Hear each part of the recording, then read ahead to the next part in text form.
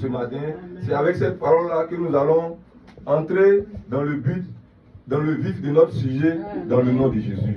Est-ce qu'on peut prendre nos Bibles? Prends ta Bible dans le livre de Jean. Jean chapitre 2. J'ai lu la parole. Jean chapitre 2, j'ai lu à partir du verset 1. 3 jours après, il eut des noces à Cana en Galilée. La mère de Jésus était là. Et Jésus fut aussi invité aux noces avec ses disciples. Verset 3.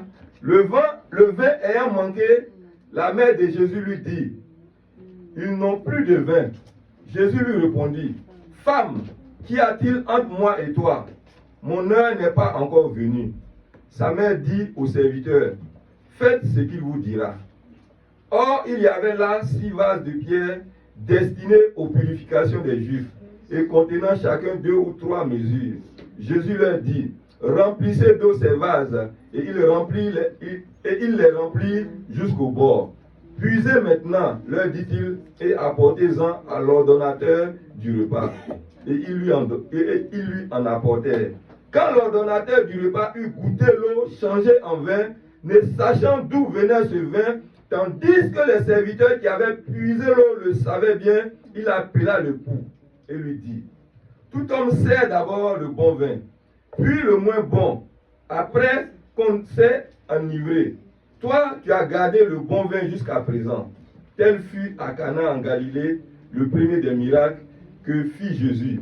Il manifesta sa gloire et ses disciples crurent en lui. Père, nous voulons te donner toute la gloire ce matin. Nous voulons te bénir, toi qui demeures le véritable, le Tout-Puissant. Toi qui es le même hier, aujourd'hui, éternellement. Seigneur, nous voulons remettre ce moment entre tes mains.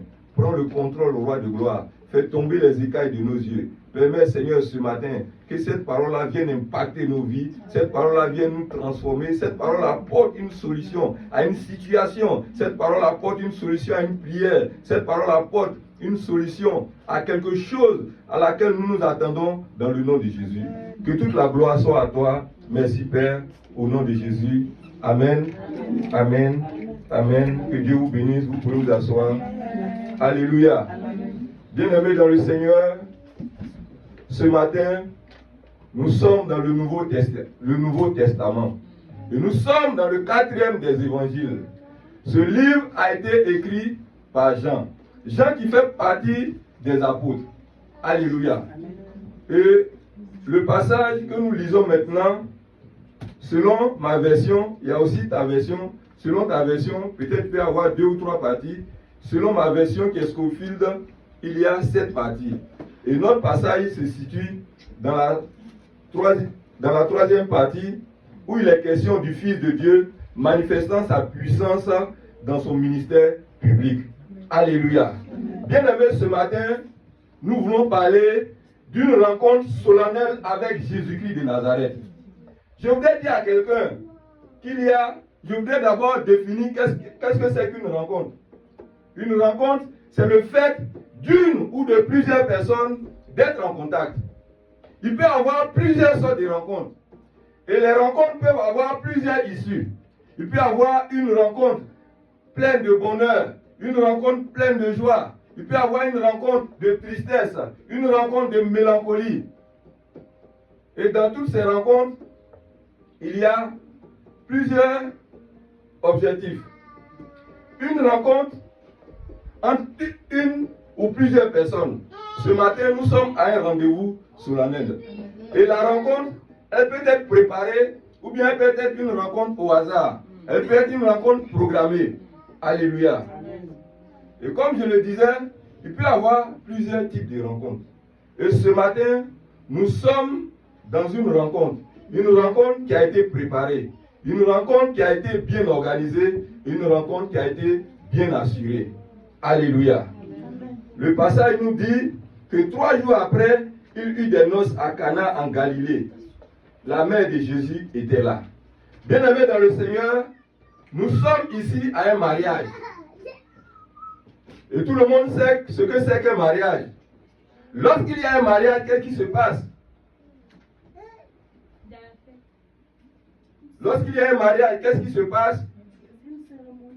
Bien aimé, un mariage est une grande cérémonie, un grand moment de retrouvailles, un grand moment de bonheur. C'est aussi un grand moment de rendez-vous. Parce qu'il y a des personnes qui sont amies avec ce couple qui s'unit, qui ne se sont pas vus il y a des années. Et ces personnes-là se donnent aussi rendez-vous à ce mariage.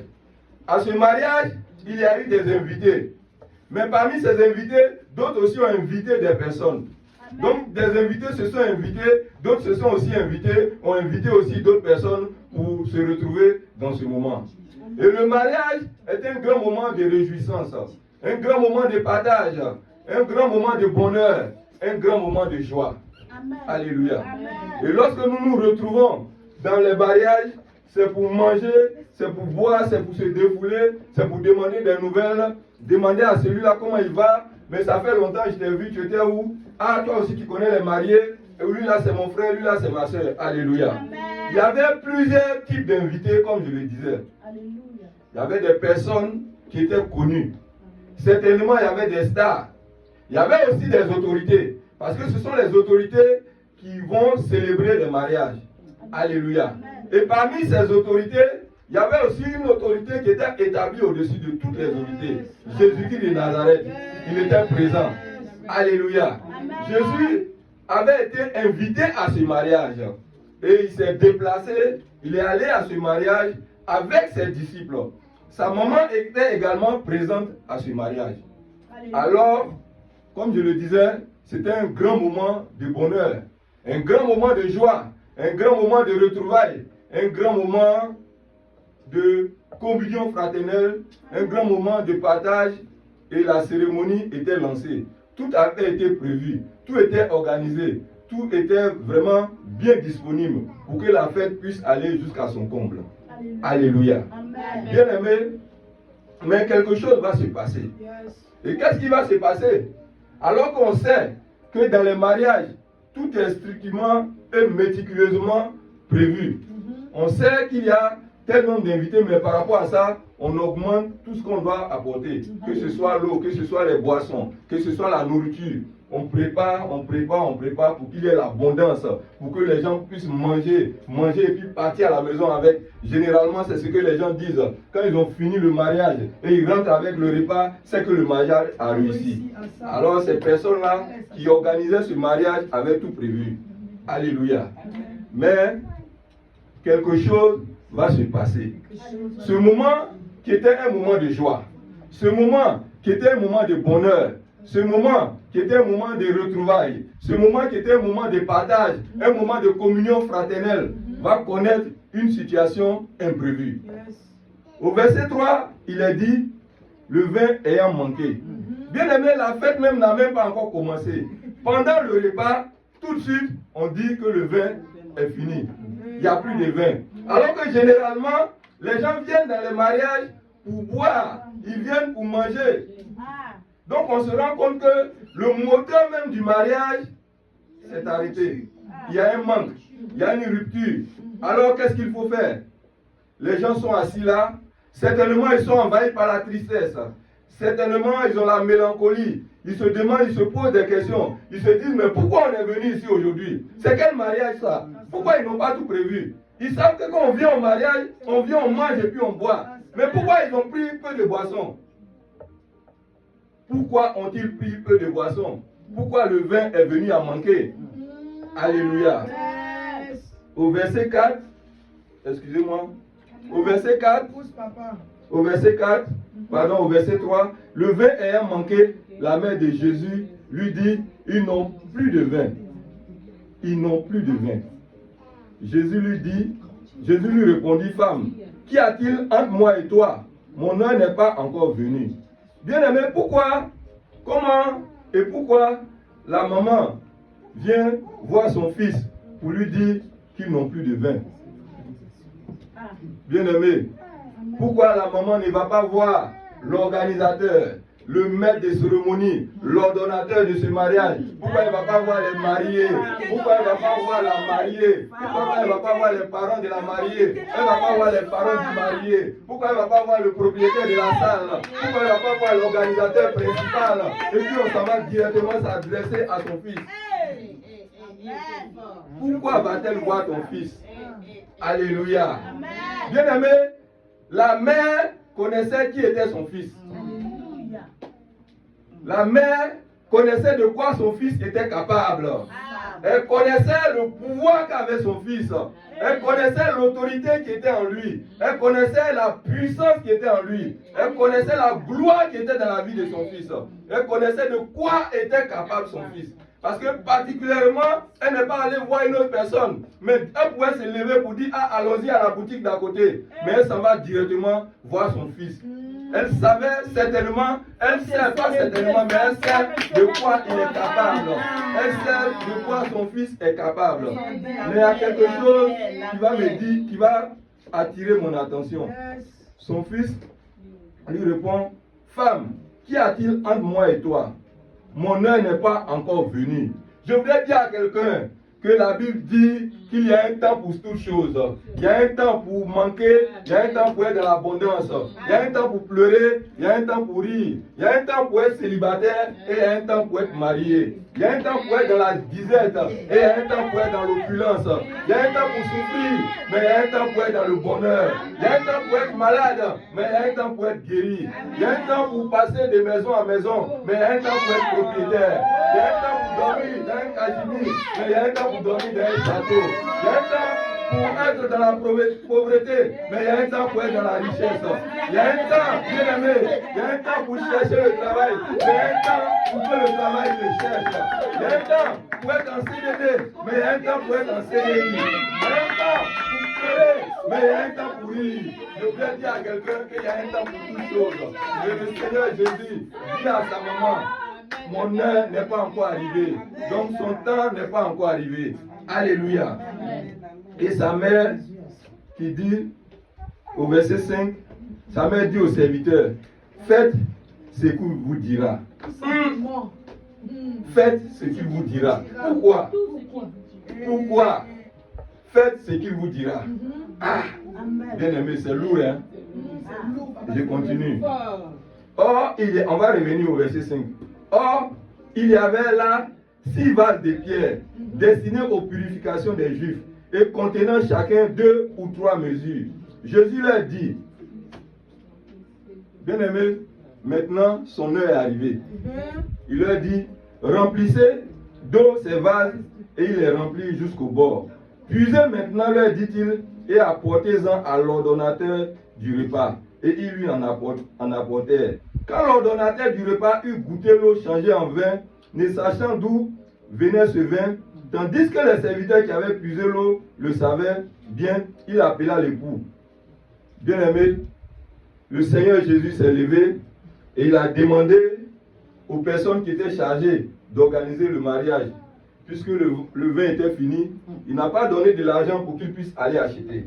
Il n'a pas appelé le livreur du quartier pour qu'il en apporte, mais il a pris l'eau et il a demandé à ce qu'on remplisse les 6 vases. Entre-temps, sa mère avait dit au verset 5, faites ce qu'il vous dira. Bien-aimé, ce matin, je voudrais te dire quelque chose. Si Jésus-Christ de Nazareth te dit d'assister ton frère, assiste ton frère.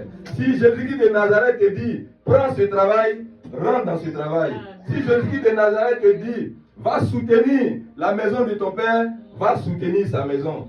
Si Jésus-Christ de Nazareth te dit, fais une grande offrande à ton frère qui est dans telle situation, fais-le dans le nom de Jésus. Bien-aimés, apprenons à apprendre à faire ce que Jésus-Christ de Nazareth nous dit. Bien-aimés, si sa maman n'avait pas prévenu ces gens-là, peut-être qu'ils allaient refuser et ils allaient commencer à crier, ils allaient commencer à chamailler, ils allaient commencer à mélanger ce mariage. C'est quelle histoire d'envoyer de l'eau, mettre de l'eau, alors que la boisson se trouve au magasin, alors que la boisson se trouve dans les grands magasins. Et c'est de l'eau seulement. On va verser pour faire quoi? Nous, on n'est pas venu à ce mariage pour boire de l'eau. On est venu pour boire. Et le vin est le moteur de ce mariage-là. Alléluia. Bien aimé, je voudrais dire à quelqu'un ce matin, apprenons à faire ce que Jésus-Christ de Nazareth nous demande de faire. Dans le livre de Jean, au chapitre 5, dans une ville où il y avait un homme qui a souffert. Il a souffert depuis près de 38 ans. Il était malade. Il ne savait que faire. Il n'avait plus de force. Il ne pouvait rien faire. Parce qu'il n'était pas rapide pour se jeter dans cette eau-là. Où lorsqu'on s'y jetait, on était guéri. Quand le Seigneur l'a vu, il lui a dit, veux-tu être guéri? Il a dit oui. Il dit, lève-toi, prends tes affaires et vas-y. Lorsqu'il s'est levé, immédiatement la guérison s'est manifestée dans la vie.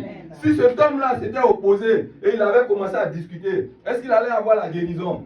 Je veux dire à quelqu'un ce matin, apprenons à faire ce que Jésus-Christ de Nazareth nous dit. Apprenons à faire ce que Dieu nous dit. Ton frère peut être dans la disette.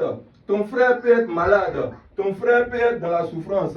Mais lève-toi, va l'aider si tu le sais. Si Dieu te dit va aider ton frère, lève-toi, va l'aider. Parce que ton aide lui sera vraiment précieuse. Ton aide lui sera d'un apport essentiel pour son existence dans la vie, dans le nom de Jésus. Et le Seigneur Jésus ne nous demandera jamais quelque chose de mauvais à faire. Tout ce qu'il nous demande de faire, c'est que cela va nous faire du bien. Tout ce qu'il nous demande de faire, c'est qu'il y a une bénédiction au bout. Tout ce qu'il nous demande de faire, c'est qu'il y a sa gloire qui est attachée à cette chose dans le nom de Jésus. Tout ce que le Seigneur nous demande de réaliser, nous demande de manifester, il sait pourquoi il le fait. Pourquoi il ne va pas dire à X, vas-y. Pourquoi il ne va pas dire à Y, va. Mais à toi seulement, il vient te dire, fais cette chose-là. Bien-aimé, ne te pose pas de questions. C'est Christ qui te l'a dit, lève-toi et fais-le. Alors, qu'est-ce qui va se passer? La tristesse qui avait gagné les gens, la tristesse qui était attachée maintenant à leur cœur, ils se posaient des questions. Qu'est-ce qu'on va faire avec ce mariage-là? On vient de commencer et tout de suite là, la boisson est finie. Et quand le Seigneur va rentrer en action, quand il va réaliser ce qu'il a prévu de faire et que le vin est arrivé, bien aimé, le maître de cérémonie, l'organisateur principal, l'ordonnateur même, il ne savait même pas qu'est-ce qui s'est passé. Il dit, mais dis donc, mais où est quitté ce vin? Qui l'a ramené? On n'a pas vu de camion. On ne sait même pas. Ni des transporteurs qui sont venus. Mais personne n'est venu et on trouve du bon vin. Attends, il a caché les vins ou bien quoi? Donc il demande aux mariés, parce que généralement dans les mariages, quand les gens s'en vont, on prend les bonnes boissons, on commence avec les bonnes boissons. Jusqu'à ceux qui viennent en dernier, dans les dernières heures, ils ne vont rien trouver de bon. Ils vont trouver les boissons à faible dose, parce que quand ils viennent là, ils peuvent boire des boissons qui sont à bonne dose, bien, mais ils vont trouver les boissons à faible dose. Donc lui, il est surpris, il est étonné. Et il dit au marié, mais pourquoi toi tu as changé les choses? Tu as partagé le vin qui n'était pas bon et c'est maintenant là que tu sors le bon vin. Bien aimé, il y a quelque chose qui est caché derrière. Quelque chose est caché derrière cette action. Le Seigneur Jésus, il a dit à sa maman que son temps n'était pas encore arrivé. Il y a un temps pour pleurer, il y a un temps pour rire, il y a un temps pour être dans le manque, il y a un temps pour être dans l'abondance. Les hommes qui étaient à cette cérémonie, ils étaient dans la tristesse parce que la boisson était finie, il n'y avait plus rien. Et ils se posaient des questions. Ils se demandaient même pourquoi ils sont venus là. D'autres même se plaignaient pourquoi ils sont arrivés là. Ils étaient là en train de réfléchir, chercher un autre mariage où ils peuvent aller, peut-être à côté, pour aller boire là-bas. Mais le vin va revenir. Parce que c'est l'eau qui est venue et c'est l'eau-là qui a été transformée en vin. Je veux dire à quelqu'un ce matin que cette eau-là, c'est la parole de Dieu. Cette eau-là, c'est la puissance de Dieu. Cette eau-là, c'est la gloire de Dieu. Et la parole de Dieu nous procure de la joie. Bien aimé, lorsque ces personnes-là étaient venues à ce mariage au début, ils étaient tous en joie. On s'en va manger, on s'en va boire.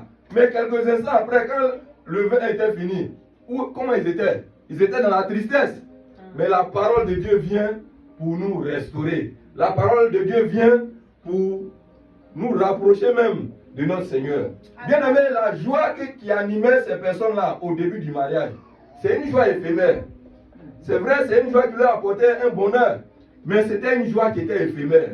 Après qu'il y ait cette joie-là qui s'était arrêtée, la joie de Jésus-Christ de Nazareth, la joie du Seigneur des Seigneurs, cette joie qui est intarissable, cette joie qui ne s'arrête jamais, cette joie qui coule à flot, oui, cette joie-là est venue pour les restaurer, cette joie est venue pour les fortifier, cette joie est venue pour les renouveler, cette joie est venue encore pour leur donner de croire en eux-mêmes pour dire que oui, ils sont vraiment au bon endroit, ils sont vraiment au bon mariage, ils sont à la bonne adresse. Effectivement, c'est à ce mariage-là qu'on nous a convoqués. C'est là qu'on nous a invités. Parce que la parole de Dieu, elle ne s'arrête jamais, elle continue de nous procurer cette joie-là. Elle continue toujours. Quand les joies éphémères s'arrêtent, la joie de Jésus-Christ de Nazareth vient pour nous restaurer, pour nous fortifier, pour nous transformer dans le nom de Jésus. Alléluia. Je parlais des rencontres solennelles au début. Il y a eu aussi cette dame-là qui était partie chercher de l'eau. Bien aimé, certainement, elle avait une soif. Soif du bonheur. Soif du mariage. Soif de la joie. Quelque chose lui manquait. Mais son entourage ne pouvait pas lui donner cette chose-là. Cette joie-là ne pouvait pas être étanchée. Cette soif-là ne pouvait pas être étanchée. Alors, arrivée au puits, lorsqu'elle rencontre le Seigneur Jésus, quelque chose va se passer. Bien aimé, cette rencontre-là est une rencontre solennelle. C'est une rencontre glorieuse. C'est une rencontre merveilleuse. Parce qu'au travers de cette rencontre-là, la vie de cette femme-là a été transformée. Au travers de cette rencontre-là, cette femme n'était plus devenue la même. Sa vie a été transformée. Parce qu'elle vivait une vie misérable. Elle était dans des situations difficiles. Elle n'était pas dans l'opulence. Mais lorsqu'elle est rentrée en contact avec le Seigneur Jésus, elle a été transformée. La rencontre lui a apporté une joie. La rencontre a étanché sa soif. Et elle s'est levée, elle est partie. Elle est devenue une grande évangéliste. Elle a commencé à parler du Seigneur Jésus. Elle a commencé à crier, elle a commencé à parler. Alléluia. Je voudrais dire à quelqu'un, peut-être que c'est à cause de cela que l'apôtre Paul dit, réjouissez-vous dans le Seigneur. Dans Philippiens chapitre 4, verset 4, il dit, réjouissez-vous dans le Seigneur. Je vous le répète, réjouissez-vous. Est-ce qu'au dehors là-bas, tu vas trouver la joie? Est-ce que, je ne sais pas, dans les cabarets, tu vas trouver la joie? Dans les boîtes de nuit, tu vas trouver la joie? Dans les discothèques, est-ce que tu vas trouver la joie? Tu vas aller, c'est une joie éphémère. Après ce temps, peut-être 2 heures, 3 heures, c'est la tristesse. Est-ce que, en te coupant de l'œuvre de Dieu, en te coupant de la parole, est-ce que tu vas trouver la joie? C'est la tristesse, c'est la mélancolie. Mais ouvrons-nous et saisissons le pan de la robe du Seigneur, afin que sa joie abonde en nous. Cette joie intarissable, cette joie qui coule à flot, cette joie qui coule. Manifestons cette joie-là. Que cette joie-là nous habite, que cette joie s'attache à nous. Rapprochons-nous davantage du Seigneur Jésus. Parce que c'est lui qui peut nous consoler, c'est lui qui peut nous transformer, c'est lui qui nous donne la vraie joie. Le monde ne pourra jamais te donner cette joie-là. Même si on dit que tu es convoqué à l'Élysée ce matin-là pour aller toucher un chèque, oui, c'est la joie, tu vas toucher ce chèque-là. Mais l'argent là, ça va finir. Mais la joie du Seigneur, elle est éternelle. Parce que qui est la source? Jésus-Christ de Nazareth est la source de cette joie-là. Alors nous devons nous rapprocher davantage du Seigneur. Nous devons le chercher pour que cette joie-là puisse nous habiter. Cette joie-là puisse être toujours avec nous. Cette joie-là puisse nous environner dans le nom de Jésus. Alléluia. Le Seigneur Jésus ne disait-il pas à ses disciples que personne ne vous arrache votre joie? Parce qu'ils étaient dans la tristesse. Alors que la joie du Seigneur, la joie qui est au-dessus de toutes les joies, la joie où il n'y a pas de manque, la joie où il n'y a pas de pleurs, cette joie-là est avec toi. Je voudrais t'inviter ce matin à t'attacher à cette voie-là, à t'accrocher à cela dans le nom puissant de Jésus. Et je voudrais souligner une chose, comme je l'ai dit au verset 5, comme la mère l'a dit, faites tout ce qu'il vous dira. Fais toujours ce que Jésus te dira. Jésus ne viendra pas te dire une chose qui va te conduire dans le malheur. Jésus ne viendra jamais te dire une chose qui va te conduire en prison. Il ne va pas te dire de faire une chose qui va t'apporter le malheur, qui va te conduire dans des situations difficiles. Mais le Seigneur Jésus te dit une chose, c'est pour que le bonheur puisse se manifester dans ta vie. Quand le Seigneur s'est révélé, s'est retrouvé en face de ce monsieur, quand il lui a dit de prendre, lève-toi et marche, quand il lui a dit de se lever, prendre son lit pour marcher, qu'est-ce qui s'est passé? Il a eu la guérison miraculeusement. Alors que lui, depuis 38 ans, il était là, il attendait qu'il puisse tomber dans la piscine le premier pour être guéri. Il a été obéissant à la parole du Seigneur. Il s'est levé et il est parti. Sans descendre dans l'eau, il a obtenu sa guérison. Ces personnes-là, lors du mariage, quand le vin était manqué, ils ne sont pas allés dans la boutique pour acheter, mais ils ont écouté ce que la mère leur avait dit. Faites tout ce qu'il vous dira. Alors, ils ont obéi à la parole. Ils n'ont pas dit, mais pourquoi tu veux que nous prenions de l'eau? Il y a beaucoup d'eau là-bas. C'est le vin qui manque. C'est le vin qui manque. Mais ils ont écouté et ils ont rempli les vases. Et le vin est venu. L'eau qui a été transformée en vin a permis que le mariage puisse se repartir des plus belles. Que le mariage puisse être dans toujours la joie qui l'animait dans le nom de Jésus. Alors je voudrais te demander ce matin de te tenir debout. On va prier le Seigneur. On va prier.